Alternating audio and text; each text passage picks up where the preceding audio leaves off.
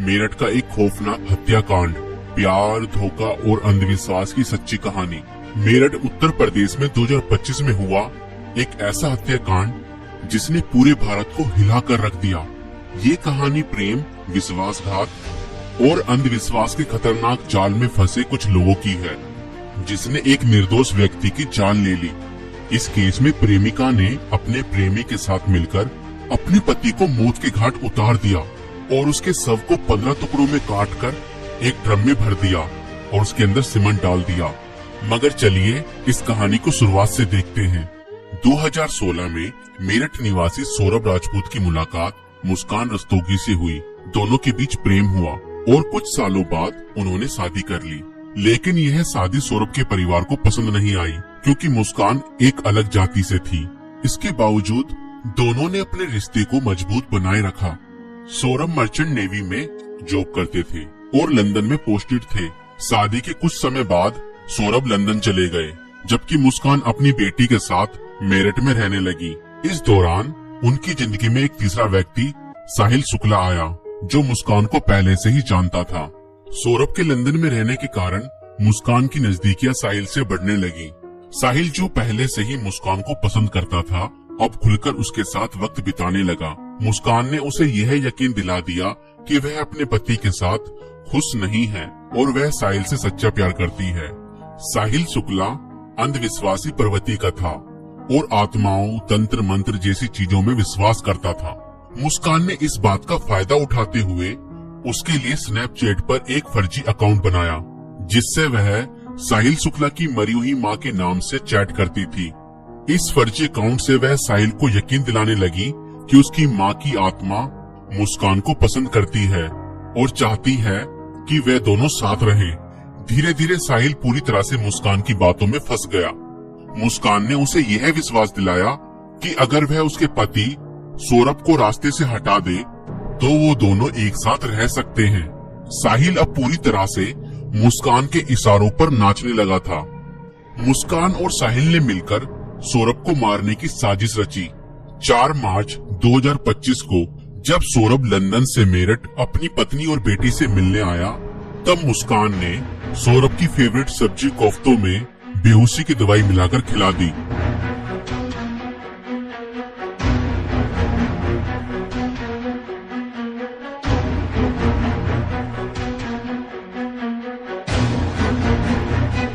और जब सौरभ बेहोशी की हालत में बिस्तर पर पड़ा था, तब मुस्कान ने अपने दोस्त साहिल को बुला लिया और रसोई में जाकर वो बड़ा और धारदार चाकू ले आई, जो मुस्कान और साहिल ने पहले से ही प्लानिंग करके खरीदे हुए थे। और करीब 20 मिनट तक साहिल ने मुस्कान को बताया कि कैसे उसे अपने पति का वध करना है।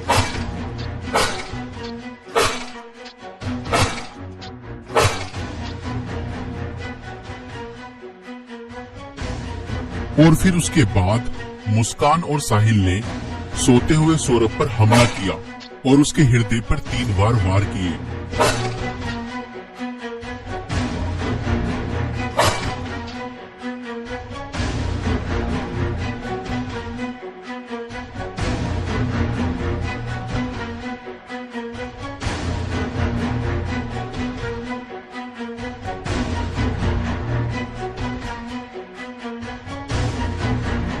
और घर में पड़े कूलर को भी ऑन कर दिया ताकि उसकी आवाज किसी को भी न सुनाई दे।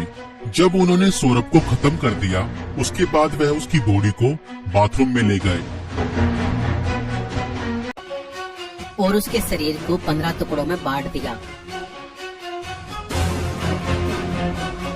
सौरभ को खत्म करने के बाद उन्हें इस बात की चिंता हुई कि अगर सब बरामद हो गया तो पुलिस उन तक जरूर पहुंच जाएगी।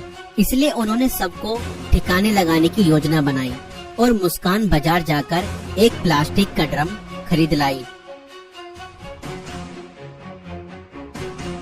और मुस्कान और साहिल ने सौरभ के शव के टुकड़ों को उस प्लास्टिक ड्रम में डाल दिया और ऊपर से सीमेंट भी डाल दिया ताकि उसकी बॉडी की स्मेल बाहर न जाए। और उसके बाद उन्होंने उस ड्रम को घर के एक कोने में रख दिया। इसके बाद मुस्कान और साहिल ने सौरभ के मोबाइल फोन से उसके सोशल मीडिया अकाउंट को एक्टिव रखा उन्होंने सौरभ के अकाउंट से हिमाचल प्रदेश की शिमला की तस्वीरें और स्टोरीज पोस्ट की ताकि लोगों को लगे कि वह घूमने गया है। उन्होंने उसकी फैमिली और दोस्तों को यह यकीन दिलाने की कोशिश की कि सौरभ जिंदा है और बाहर यात्रा कर रहा है। इस दौरान मुस्कान और साहिल खुद भी शिमला घूमने चले गए ताकि अगर कोई लोकेशन ट्रैक करे तो किसी को शक न हो। लेकिन किसी भी अपराधी की तरह वह भी ज्यादा समय तक बच नहीं पाए। सौरभ के परिवार ने जब उससे संपर्क करने की कोशिश की और कोई जवाब नहीं मिला तो उन्हें शक हुआ। परिवार ने मेरठ पुलिस में गुमशुदा की रिपोर्ट दर्ज कराई।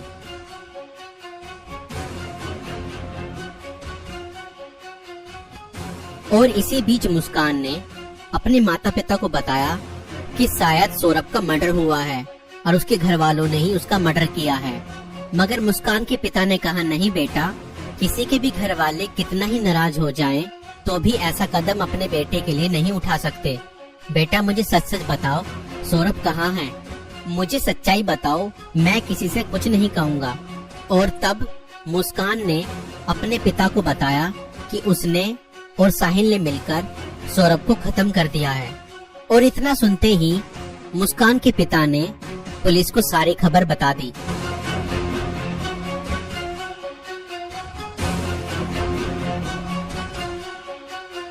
और पुलिस ने तुरंत मुस्कान और साहिल को गिरफ्तार किया और उस प्लास्टिक ड्रम को भी बरामद किया जिसमें सौरभ के शव के टुकड़े थे।